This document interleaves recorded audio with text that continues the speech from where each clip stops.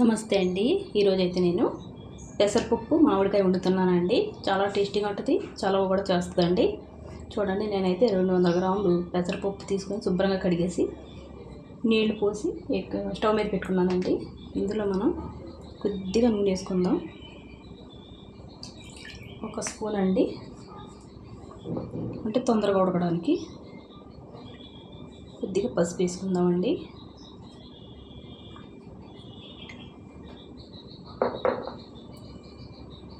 పసుపు వేసుకున్నాం కదండి. ఇప్పుడు 4 పచ్చిమిరపకాయలు కోసి వేసుకుందాం చిన్న ముక్కల కింద. అంటే పెసరపప్పు తొందరగా ఉడికిపోద్ది కదండి, పచ్చిమిరపకాయలు ఉడకవు. దాని గురించి ముందే వేసుకుంటే బాగా ఉడుకుతాయి. ఇది బాగా ఉడకాలండి. కొద్దిగా ఉడికిన తర్వాత మనం చూద్దాం.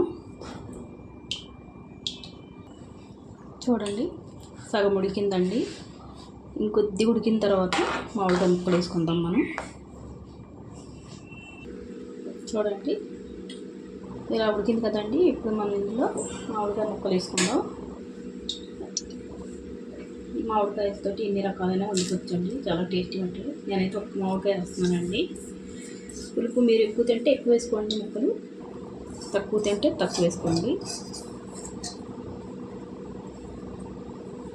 ఇప్పుడు ఇందులో మనం కొద్దిగా కారం వేసుకుందాం. కొద్దిగా అంటే సరిపడండి. ఆల్రెడీ మనం పచ్చిమిరపకాయలు వేసుకున్నాం కదండి 4. పెసరపప్పు కదండి, కొద్దిగా తక్కువ వేసుకుంటే బాగుంటుంది కారం. ఇన్ని బాగా కలుపుకొని బాగా ఉడకనిద్దాం ముక్కలు.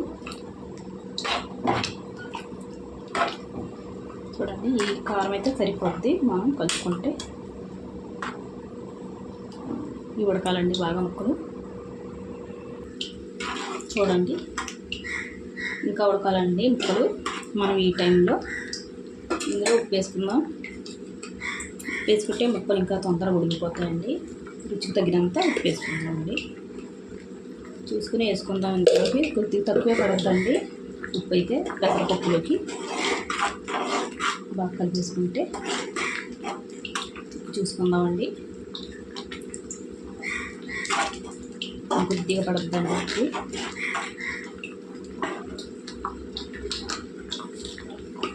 మరి ఎక్కువన్నా బాగుంటుందండి. చూడండి, కొద్దిగా వేసుకున్నామండి. బాగా కలిపేసుకొని ఇంకా ఉడకాలండి. చూడండి, పెసరపప్పు కూడా బాగా ఉడుకుతుంది. ఇంకొద్దిగా ఉడకాలండి. పెసరపప్పు కూడా మెత్తపడాలి. ఈ ముక్కలు కూడా బాగా ఉడకాలండి. మామిడికాయ ముక్కలు ఉడికిన తర్వాత చూద్దాం మనం. చూడండి, బాగా ఉడికిపోయింది. ఇంకా దీనికి మనం పప్పు గుత్తితోటి ఎనపవసరం లేదండి, ఇలాగే పెట్టుకోవచ్చు. ఇష్టమైతే ఎనుపుకోవచ్చు అండి. నేనైతే ఇలాగే తాలింపు పెట్టేస్తాను. ఇప్పుడు తాలింపు పెట్టుకుందామండి. నేనైతే కడాయి పెట్టుకున్నానండి తాలింపుకి. ఇందులో నూనె వేసుకుందాం. నూనె అయితే కొద్దిగా ఎక్కువ వేసుకోవాలండి తాలింపులకి. ఇందులోనే కొద్దిగా నెయ్యి వేసుకుందామండి. 1 స్పూన్ అండి. కొంచెం వేడెక్కాలండి నూనె. చూడండి, నూనె అయితే వేడెక్కింది. ఇప్పుడు జీలకర్ర ఆవాలు వేసుకుందాం.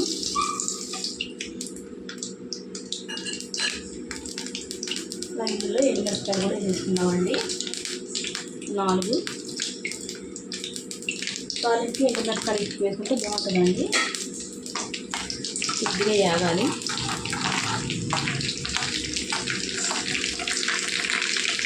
ఎండుమిరపకాయలు వేగినాయండి. ఇప్పుడు ఎల్లుల్లిపాయలు వేసుకుందాం. 4 ఎల్లుల్లిపాయలు అయితే ఇంకా ఎక్కువ కూడా వేసుకోవచ్చండి, ఇష్టం. ఎక్కువ తినేవాళ్ళు ఎక్కువ మంచిదే ఎల్లుల్లిపాయలు కంటే. ఇందులో కరివేపాకు వేసుకుందామండి. 4 రెబ్బలు. కరివేపాకు అయితే వేగిపోయింది. ఇందులో కొద్దిగా ఇంగువ వేసుకుందామండి. ఇంగువ అయితే మీ ఇష్టం అండి, తినేవాళ్ళు వేసుకోవచ్చు, లేకపోతే వేసుకోకపోయినా పర్లేదు. కరివేపాకు వేసుకుంటే వేసుకోద్దండి. అంటే ఇందులో పప్పు వేసుకుందాం.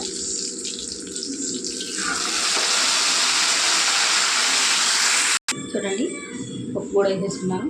ఎలా ఉంది? చాలా టేస్టీ అయిన పెసరపప్పు మామిడికాయ రెడీ అయిపోయిందండి. ఇంతేనండి. వీడియో నచ్చితే లైక్, షేర్, సబ్స్క్రైబ్ చేసుకోండి.